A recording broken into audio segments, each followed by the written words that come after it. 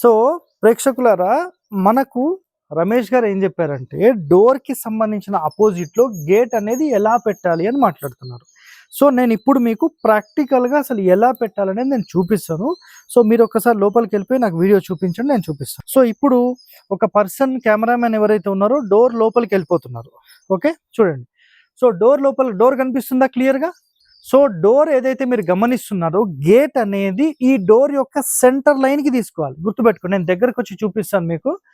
So ఈ డోర్కి సంబంధించిన సెంటర్ లైన్ తీసుకొని గేట్ అనేది కరెక్ట్గా ఈ గేట్ మొత్తం ఈ సెంటర్ లైన్ మీద పెట్టి కొంచెం ఈశాన్యానికి జరపాలంతే.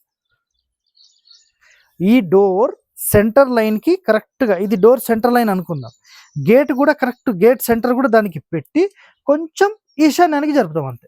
అప్పుడు మీరు బయటి నుంచి వచ్చినప్పుడు గేట్ తీసి డైరెక్ట్ ఈశాన్యం నుంచి ఇలా ఈశాన్యం వైపు చెప్పులు వదిలి డైరెక్ట్ ఇంటి లోపలికి వెళ్తారు. దీన్ని మనం పూర్ణ బాహు ప్రవేశం అని మాట్లాడతాం. క్లియర్ అయిందా? Okay, thank you.